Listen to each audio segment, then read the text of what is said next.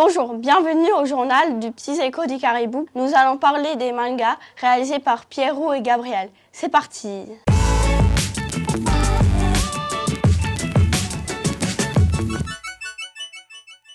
Bienvenue dans ce deuxième épisode des chroniques des mangas.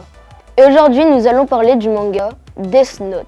C'est un manga fait pour les enfants de plus de 13 ans, pour ceux qui aiment bien les enquêtes avec beaucoup de rebondissements. Il a été scénarisé par Tsugumi Ohba et Takeshi Obata. Il comporte 12 tomes et un tome 13 additionnel, qui présente chaque personnage et un résumé de l'histoire. Cette histoire parle d'un enquêteur, elle, et d'un meurtrier qui est aussi notre personnage principal, Light Yagami.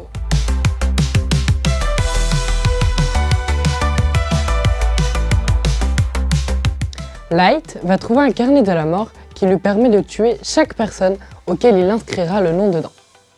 Un enquêteur, du nom de L, va essayer d'arrêter les sombres projets de Light et cet enquêteur va être bien plus fort que prévu puisqu'il va rapidement retrouver sa trace.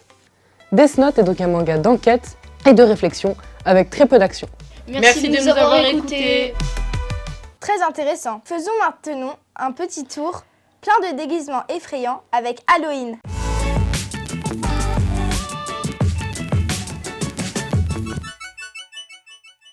Bonjour! Le mercredi 23 octobre, le jour avant les vacances, le CIMF a organisé plusieurs activités sur le thème d'Halloween. Tout d'abord, c'était une journée spéciale où les élèves, les professeurs et le personnel pouvaient venir à l'école déguisés. De nombreux costumes très originaux et variés étaient présents. Bravo à tous! Ensuite, un menu d'Halloween était disponible à la cafétéria. C'était délicieux. Au menu, bave de crapaud verdâtre, doigts ensanglantés de la sorcière, marmite d'os et sa compote servie sur verre blanc, cocon grillé et cône festif de l'Halloween. J'ai mangé le repas d'Halloween et c'était vraiment bon. Puis, des classes de primaire ont pu assister à une activité sur des contes d'Halloween africains et danser au rythme des tambours.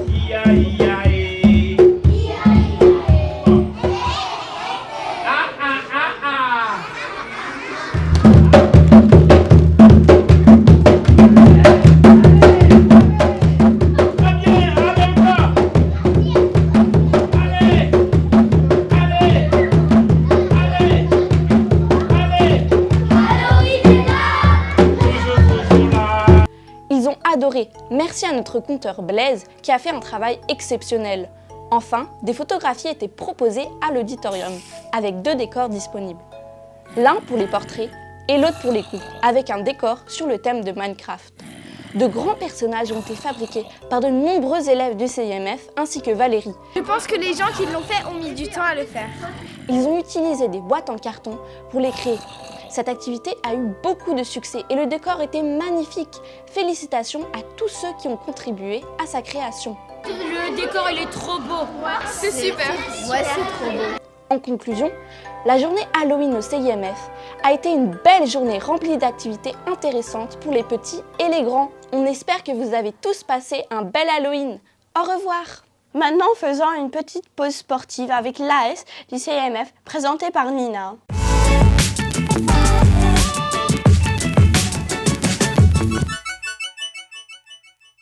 Bonjour, aujourd'hui je vais vous parler de l'association sportive du CIMF. Il est proposé des options gratuites comme payantes, mais qui sont compétitives. L'AS Loisirs propose des activités comme le badminton, le basketball, le volleyball, la danse, le yoga ou encore les midis sportifs. Les équipes ont ajouté cette année 2 équipes de basketball masculine en plus des équipes féminines, des équipes de volleyball féminine masculine, des équipes de badminton mixte et des équipes de futsal masculine. Il y a aussi des voyages sportifs proposés par l'AS. Il y a le tournoi de Washington de volleyball proposé aux lycéens et aux 3e. Il y a le tournoi de basketball à Chicago pour les 4e et 5e. Il y a aussi les Jeux Interamériques à Panama pour les 4e et 3e et les Jeux de la zone Amérique du Nord pour les 6e et CM2. Venez supporter nos merveilleuses équipes à leur match. Merci beaucoup et au revoir. Merci Nina pour ces nouvelles de l'AS. Bravo à tous les sportifs. Je ne sais pas toi Ziland, mais j'ai envie d'apprendre plein de choses sur le tournoi d'échecs de l'AEFE. Jeanne va nous en dire plus.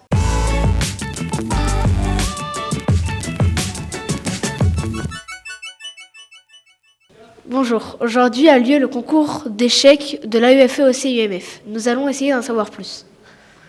Alors aujourd'hui, les élèves du CIMF ont la chance de participer au championnat de France UNSS. Donc l'UNSS, c'est l'Union nationale du sport scolaire. C'est la grande fédération du sport scolaire en France et également pour les établissements de l'AEFE.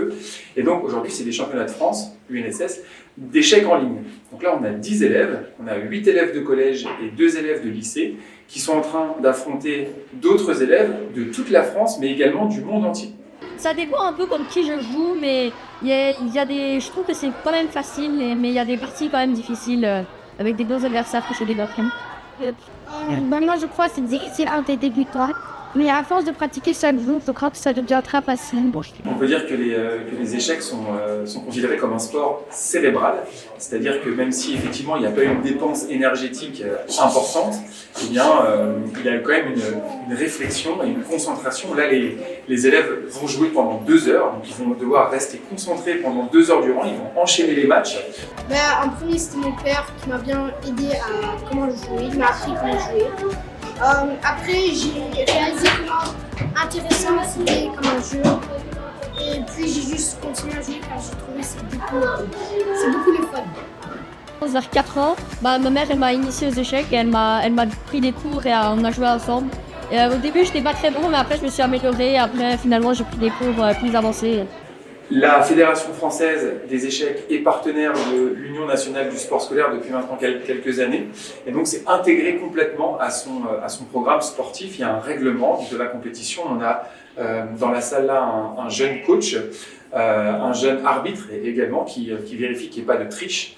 Parce qu'il y a beaucoup aujourd'hui de logiciels qui permettent de tricher en ligne. Donc là, tout est vérifié. Il y a un adulte également, donc c'est moi qui me charge de cet aspect-là aussi.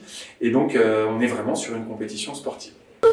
Moi, j'aime bien la fille car il bouge un peu particulièrement en diagonale. Il y a aussi des échecs durs à trouver que tu peux faire avec, qui sont plus avancés avec le fil. Et je trouve que c'est une pièce très importante aux échecs. Je pense que ma pièce préférée serait le cavalier parce que avec le cavalier, on peut passer à travers les pièces et il y a plein d'échecs et maths qui utilisent le cavalier qui sont quand même durs à contrer et parce que je trouve que c'est une bonne pièce et elle est très particulière. Pour départager l'ensemble des élèves et l'ensemble des établissements qui participent, eh bien, il y a 3 journées. Aujourd'hui, c'est la première journée, 27 novembre, mais les élèves vont se retrouver également le 29 janvier et le 2 avril. Et donc, pour avoir le meilleur établissement, et donc là, on va garder les scores des 4 meilleurs joueurs de collège et les 4 meilleurs joueurs de lycée de chaque établissement pour obtenir eh bien, le classement. Restons au CIMF. Les élèves de première et terminale de l'option danse ont fait un spectacle à l'IEGM avec qui le CIMF est partenaire. Un moment plein d'émotions et de partage.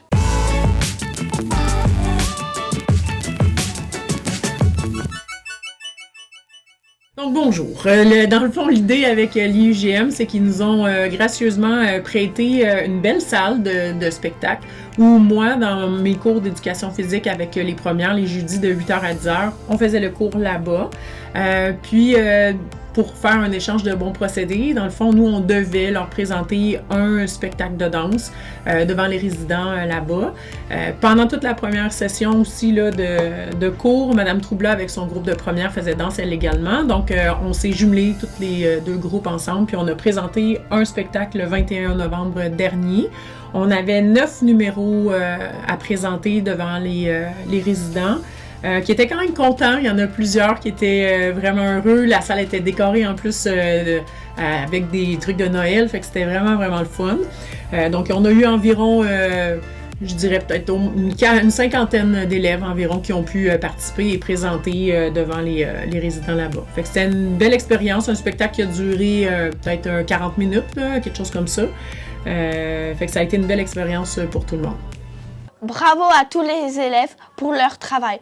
Nul doute que les personnes de l'UEGM ont apprécié leur travail. Finissons ce journal avec un sujet malheureusement de plus en plus fréquent, les tornades.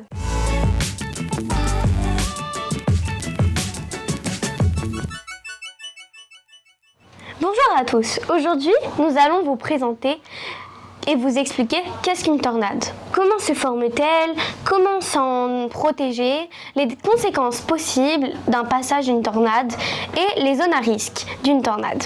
Commençons par la création d'une tornade. C'est une colonne de vent vraiment forte qui tourbillonne violemment.